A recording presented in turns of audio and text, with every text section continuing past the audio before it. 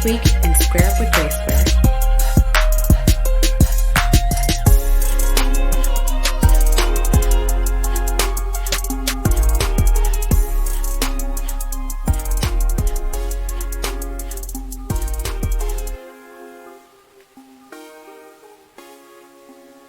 Hello and welcome to another episode of Square Up with GraySquare. Today we have Deon Stokes, CEO of Joint Effort, and a million other things that she's got going on that I'm excited to hear about and talk about today. She comes to us with over 15 years experience in business, marketing, politics, running her own company. She has her own web series called The Failure Report. Such a cool title. It's exciting exciting concept that I'm excited to talk about. So I'm excited to learn more about her business and what we got going on here. So how's it going? Oh, fantastic. Thank you so much for having me on your show. I really, really appreciate it. Yeah, thanks for jumping on. It's good to talk to you. We actually found each other through Instagram. How long ago was that? Gosh, not even a year, maybe close to a year ago. And it was just like hey, I like your post. Hey, you guys have a lot of fun at work. Hey, I should be nicer and fun at work. I want to, and then a relationship sparked. So social media has a lot of great perks, and this is one of them. So Yeah, absolutely. I follow your content like every day. I'm such a fan. It's like, it's always so inspiring, so cool, the stuff that you're up to. I appreciate it. Thank you absolutely. so much. Yeah, for sure. So tell us a little bit about your business and what you do all day. Absolutely. What you got going on? Yeah. So, for the past few years, we have been helping startups, nonprofits, and small businesses to be able to scale and grow. That means something different for each of them. And, it depends on where their maturation period is. Have you been in existence for 5 years and you're just kind of in a stagnant position and you're ready to really be able to bloom? Or are you in just like, I have a great idea. I think it's dope. My mom and my husband like it, and the dog doesn't seem to complain. So I want to kind of flex this and see where this goes. And so we enjoy working with individuals who are in that stage because they're ready and willing to do what it takes. I enjoy working with older companies. But they kind of got the, yeah. We've always done it this way. Yeah. Why change anything now? Yeah, it's not broken. And so we just felt like we would have, an HTML website, it's just like, really? Sure. So we enjoy that part of providing marketing and business solutions. And so we kind of pivoted, actually in 2014, I took a full sabbatical. I started my professional career in politics. I managed multiple, political campaigns from city council to U.S. senator, U.S. congressman, everywhere in between, during that cycle. So it's about every kind of stepped out of my founder role into that role. And I absolutely loved it, but I traveled 90% of the time. We were having our own personal ebbs and flows. We made it through the recession with 90% of our portfolio tied up in government contracts, which was a lot of the inspiration for the failure report. I'm sure you can imagine. Cause, in my professional career, I've never heard of a recession before. So when everyone was like, we're being furloughed, I'm like, what's a furlough? Is that good, bad? And, right. Is that a good thing? Is it a rate? And, I remember me saying, to just a colleague of mine, I kind of shrugged my shoulders and I was like, oh, they can't do that. I have a contract with them. Right. And we'll get into some of the inspiration for the failure report, Yeah. but I'm sure you can see the segue into that story. Oh, sure. It was quite interesting. But in 2014, I hit a wall. And as founders, as CEOs, as executives, as a person, sometimes you reach a point where you can no longer produce. I reached that point in May. It was actually Cinco de Mayo. Of 2014. Okay. I always what a wanted great day to come up with an idea. Come up with an idea like I'm going to walk away from everything. Sure. Yeah. And sell my business. And that's exactly what I did. I reached a point where I mentally nor physically could do it any longer. And I was at that time, we were, joint effort PR and marketing, and I made millionaires more money. I that's what we did. I mean, it Mm-hmm. might as well have been our slogan. And Sure. I wanted to work for a nonprofit in a full-time capacity. My husband had an opportunity to relocate.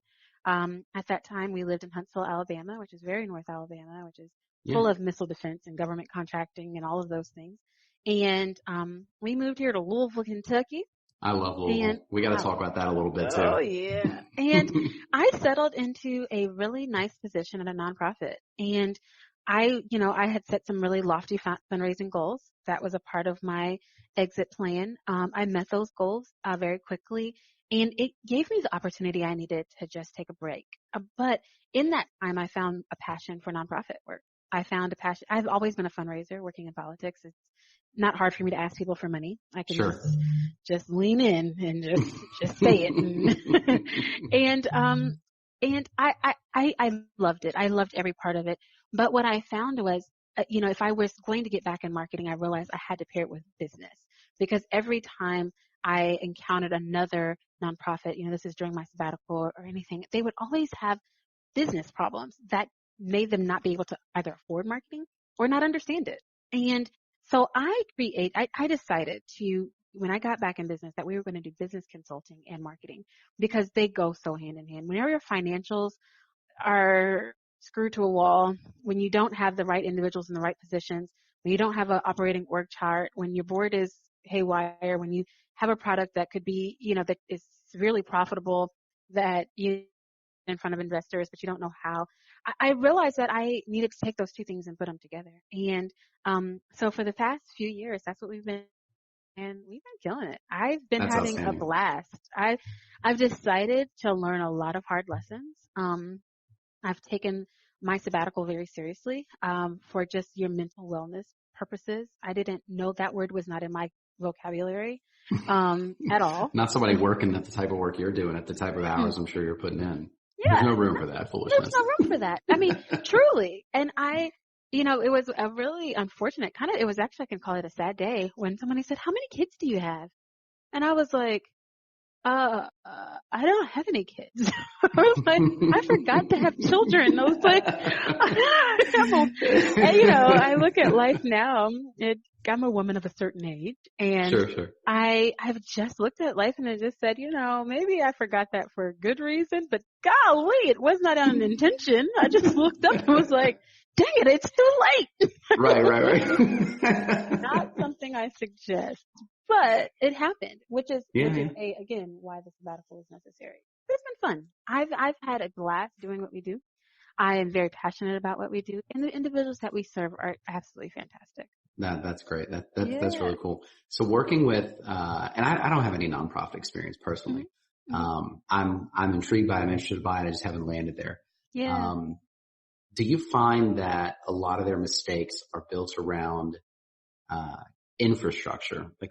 From the outside looking in, I would think that to get into that type of work, you just have to fall in love with whatever the cause is. And that's all you live and you breathe. And so I could see there being some challenges with having that much passion for something, but also knowing how to properly structure an organization that can grow and not necessarily be for profit, but have some money to keep things moving. Do you find that the challenges are related to that? Just these extremely passionate people that don't maybe have the skill sets and what it takes to keep a business moving? Absolutely. That is basically, you just summed up everything that we do for nonprofits. 9 times out of 10, the founder of the nonprofit is the person that is driving the cause, right? And depending on the size, but smaller ones, I have a child who is autistic, and I am now the executive director of this company, and I'm going to do everything that it takes to do this. And so whenever you are coming in and saying your mission statement doesn't resonate, they're like, no, that's what it's going to be. Your infrastructure is, you got friends, family, and neighbors on your board. You need to really look at individuals. No, they've been here since the beginning. You meet a lot of, you guys can't see this. We're on a video chat. I've put my hand in the camera like 9 times.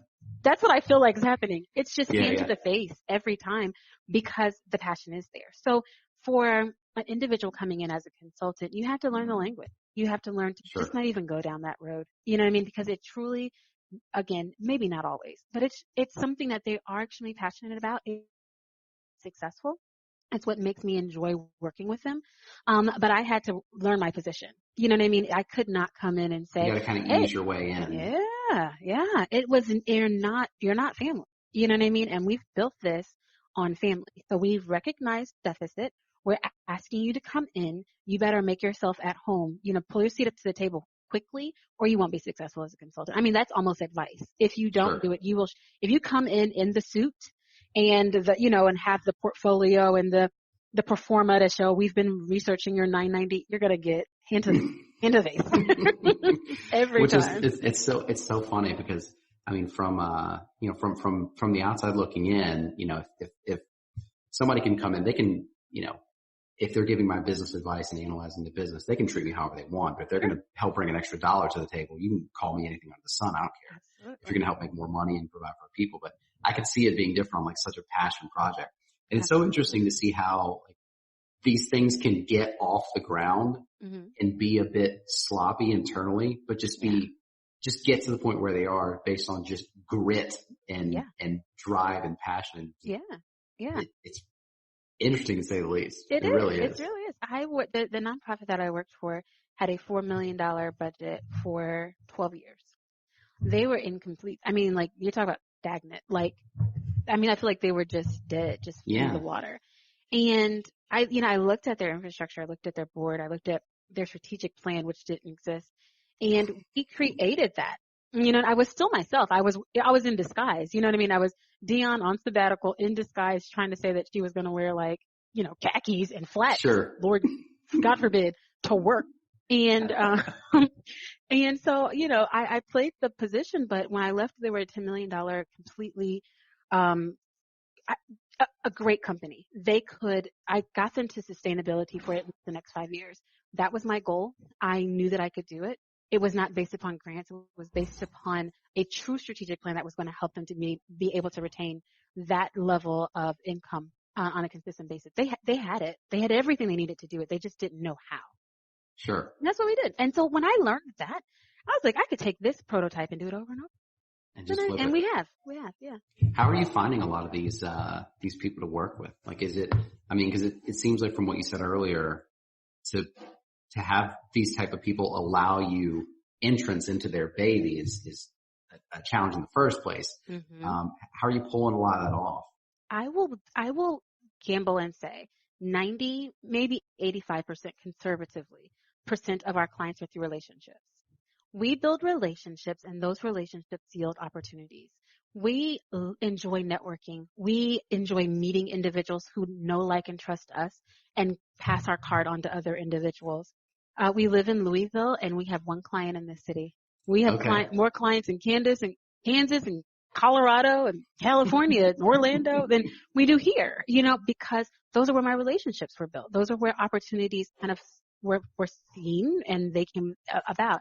I also worked in politics a long time. So I built great relationships with individuals that were like, hey, you really need help. And I know the person to help you. Or I have some individuals say they need your help, but they're not ready. Sure.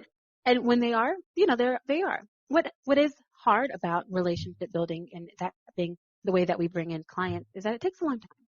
You have to, you're kind of gambling your next contract on someone suggesting that they use you. It's hard. It's hard for business. So if we were at 90% relationship, that other 10% walks through our front door of our website. And that they've seen something that's resonated with them that says, we want to work with these people. We believe what they are at least offering. And they'll at least sit down to a consultation, which we do a lot of, which is good. That's awesome. Yeah, but it is. It's relationship. It's relationship building.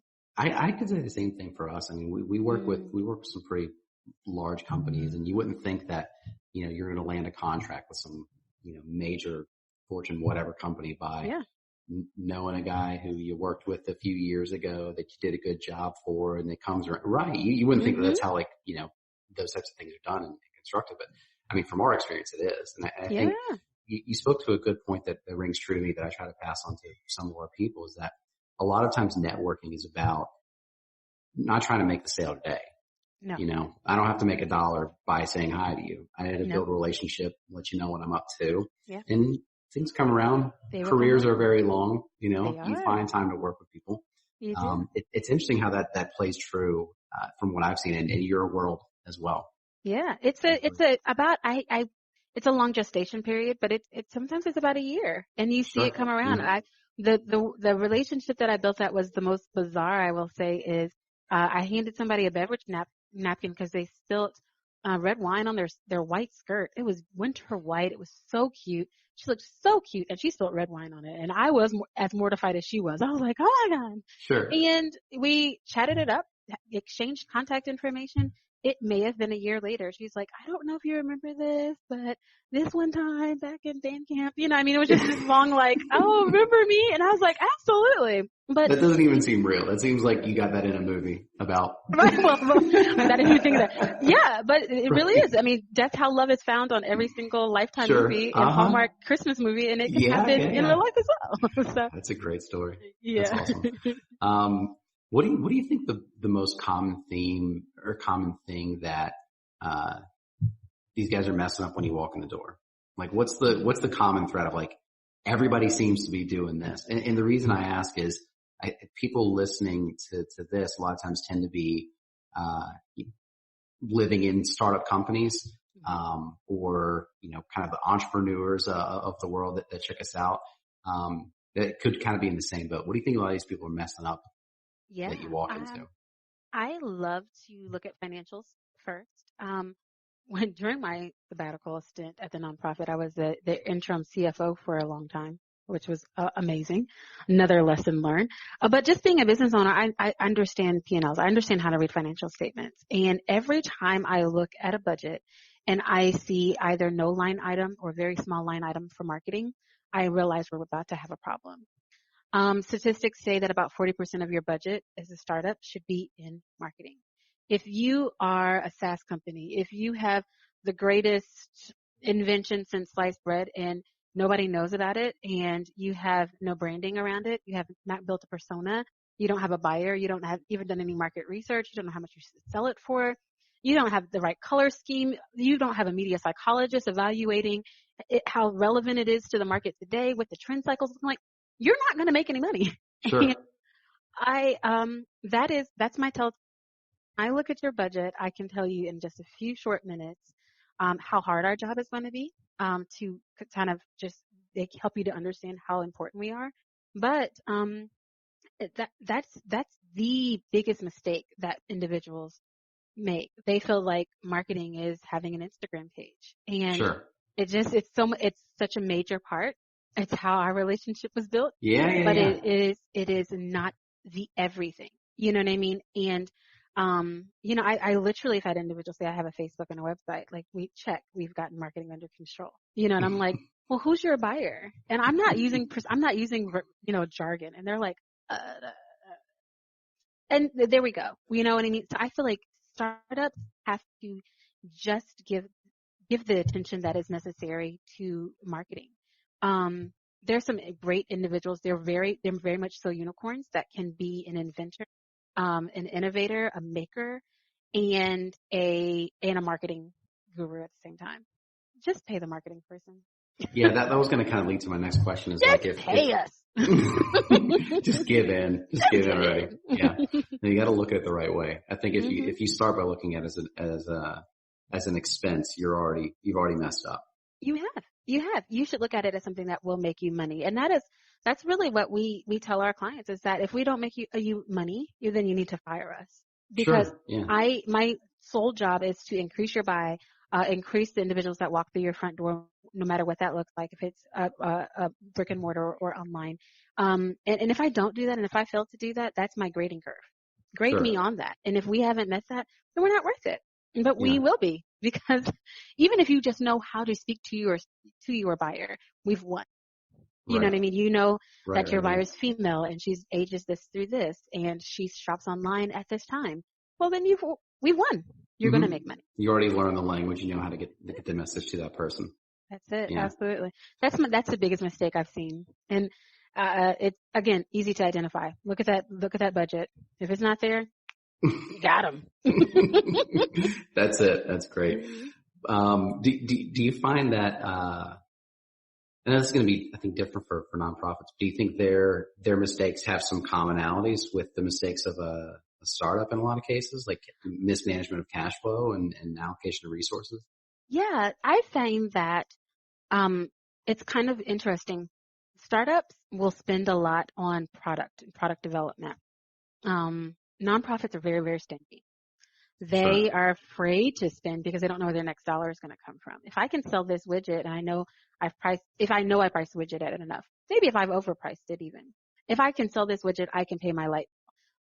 Nonprofits are like, I may not be able to pay it again next month. You know what I mean? So Hmm. they hoard a lot more. They are a lot less flexible to change, to scaling, to growth, because it's a fear factor of I'm dependent on either providing a said service or this donation or a grant opportunity, be it local, federal, or state, in order to stay open. And I completely understand that. It makes sense to me, but it is very difficult. That anxiety that surrounds that is real and it's warranted. So most definitely they both are on the polar. I've seen startups spend so much money. Investors, y'all, I know you all are listening. They're Hmm. spending your money in the wrong and they're building great things. They're not outsourcing a lot of the services that they receive. They don't know how.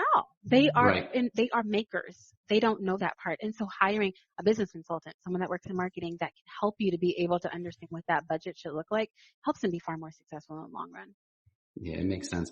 I Yeah. have, it's always scary to me when I see, uh, I don't know, this might sound good, bad, whatever, but like, Mhm. you look at like the CEO of a tech startup, a younger person came up with a great idea and Mhm. now they're sitting there with, $20 million in front of them. I'm like, God, Mhm.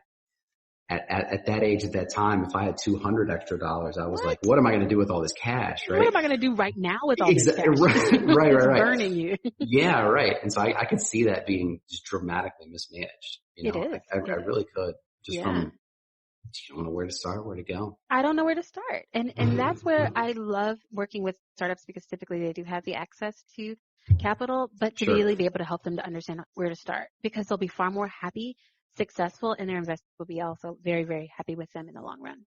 Yeah, absolutely. Yeah, absolutely. So I wanted to ask about the web series too. Like, is that, The failure the report. failure report? I love it so much. Thank I you. love the title of it. I love everything about it. Thank you. Thank you. Um, Thank you. yeah, absolutely. Cause I think that's something that a lot of entrepreneurs have in common is horror stories.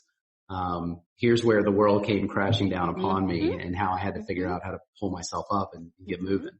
Yeah. So tell me about a little bit about what inspired that and what's kind of the structure of it and how you go about it. Yeah, absolutely. I started this, our podcast chat today about being furloughed from the U.S. government. And I had to fire 25 staff in one day. And there's something about being young. Um, I can honestly sit back and say way too successful too soon. Um, that humbles you and teaches you a lot of life's lessons. Um, since 2009, I have had an internship program where I have found myself just personally invested in l- allowing other people to learn from my mistakes as opposed to having to make their own, which is our slogan. Why? Why do you need to learn?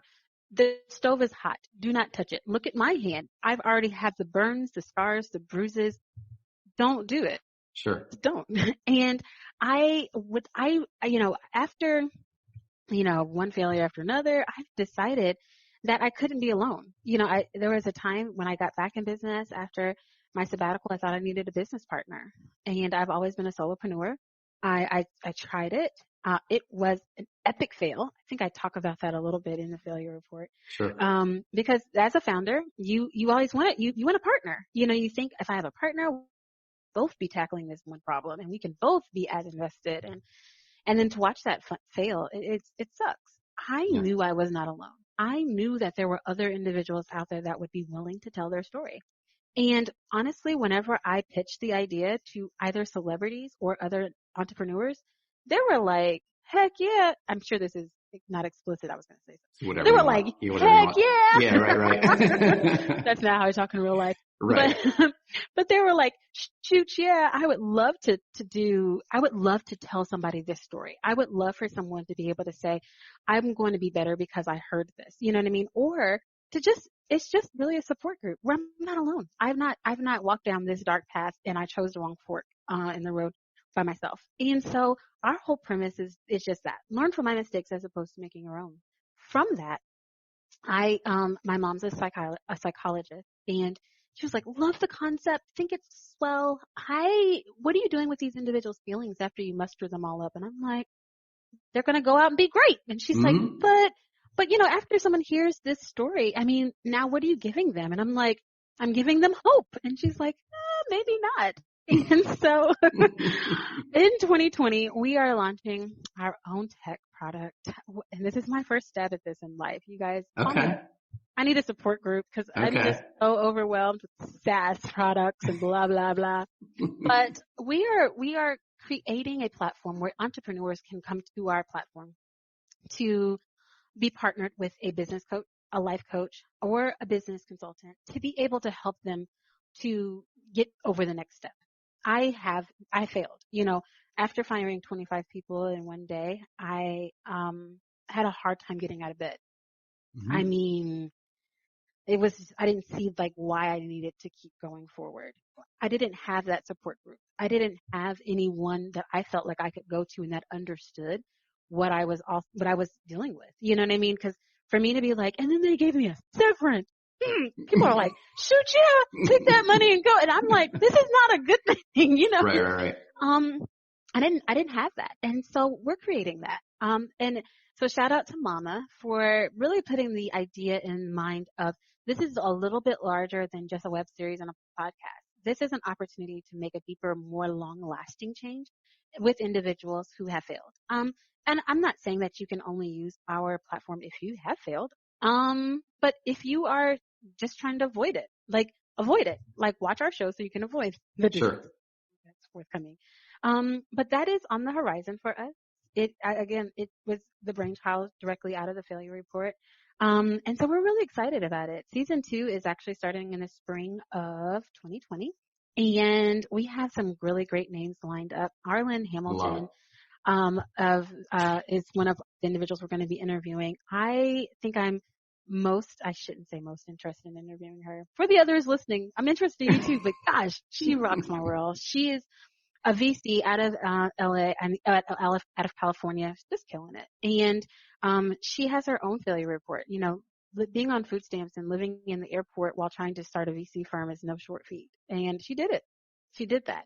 I want to know that story. I mean, I know that everyone else wants to know the part that makes you cuss and cry is what we say about the failure report. If you're not cussing and crying, then you haven't lived, first of all. Yeah. I think that's something that it's a different kind of hurt when you fail as an entrepreneur, because I think to be an entrepreneur you got to be a little bit crazy, you have to be in you have your to be own a right. narcissist. You have to believe that what I have to offer is better than anybody else.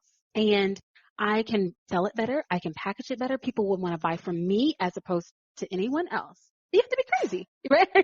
Right. And then to hear and to have it play out like you were wrong and here's your disaster. Live in it, right? Live in it and own it. Yeah. And I've decided to own it and stand in the truth. I've heard a lot of entrepreneurs lie about success.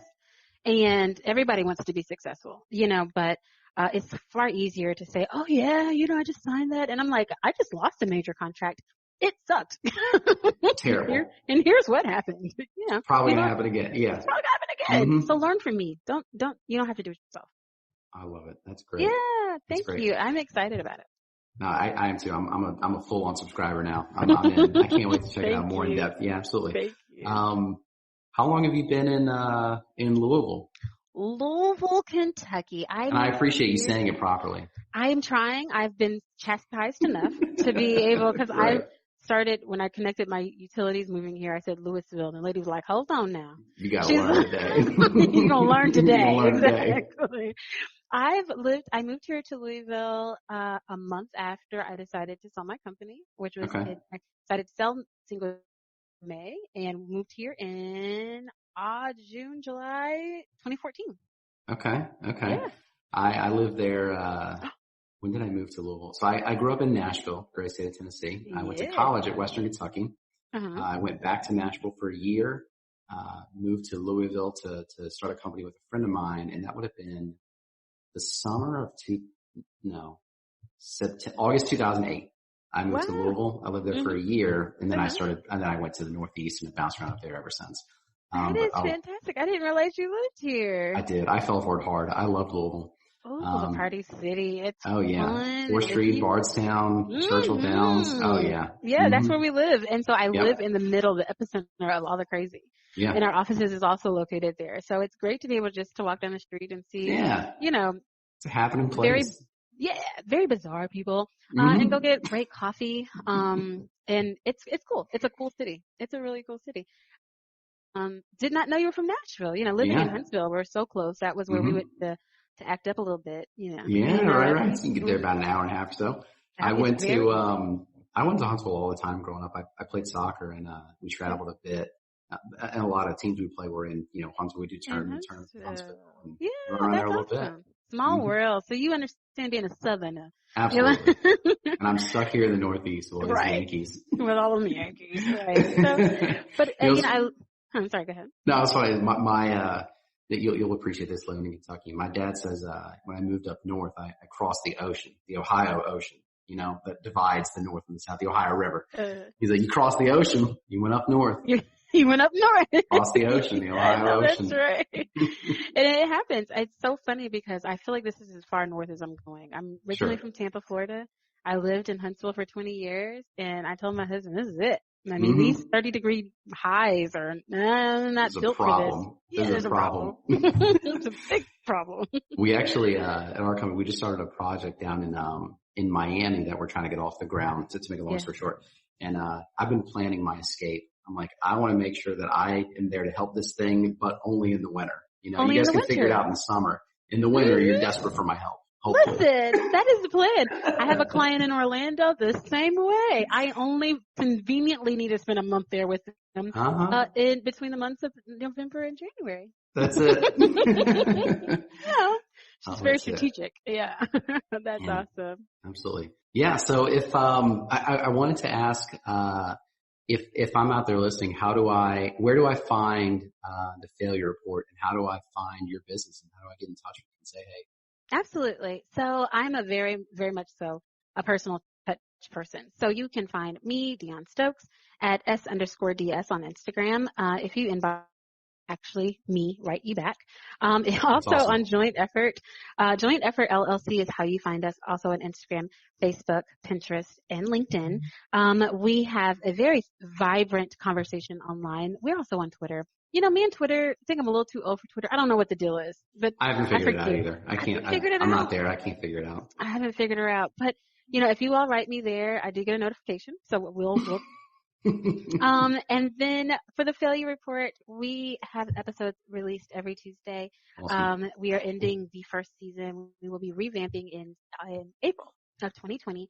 And you can find us on Facebook at The Failure Report. You can find us on Instagram at The Failure Report, on Twitter at The Failure Report, on Pinterest at The Failure Report. You notice I'm saying this over and over. It's getting more cerebral. And then, of course, on YouTube, which is where you can actually see the video. The web series. And then we're also streaming on all platforms, including Spotify, iTunes, and Google Play. Awesome. Everywhere. I love it. Everywhere you consume content, we can be found. I saw a statistic that said that individuals in the United States consume 3.5 billion hours of YouTube a month. That's full insanity, isn't it? It's crazy. And so I figured we'll be there too. And that's it. I'm one of them. I fall asleep watching YouTube videos. That's my go-to. And literally, if I can't figure out how to do something, I don't even consult Google. I'm like, I need to see it, Somebody show me how to do this. Somebody show me how to do it. And so, again, when we're talking about marketing, we realized how important it was to be able to, video content is everything. If I can't see you, I don't know if I can trust you. If I can't see you, I don't know if I'll actually like you or follow what you tell me to do. And so we found it absolutely imperative to bring on a production team to be able to help to scale the companies that we work for. So they are a contractor. They're Somo videography and photography. They're dope. They're everywhere and they're fast and they're great. Yeah, no, that's awesome. Well, we're going to have all this information up for you guys to find for sure. Make sure you follow all of those things, as we will. We'll share a bunch of it, get it all out there.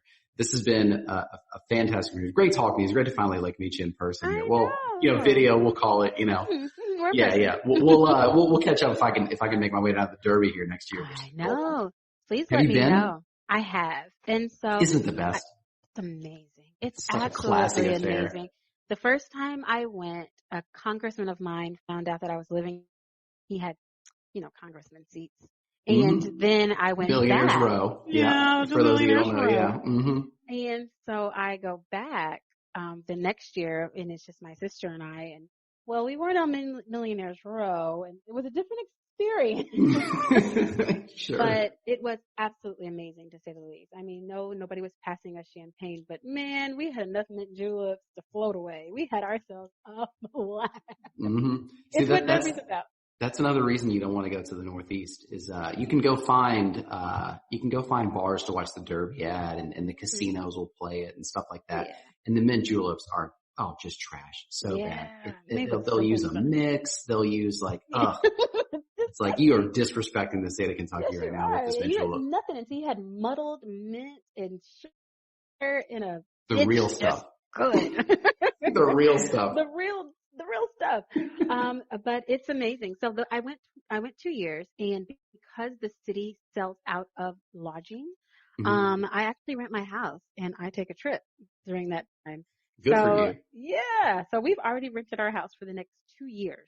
So we're booked until 2021 for Derby. Isn't that crazy? You could do further than that if you wanted. That's unbelievable. Isn't that amazing? I actually stopped because I think I'm going to sell this house. I was like, so if they book it.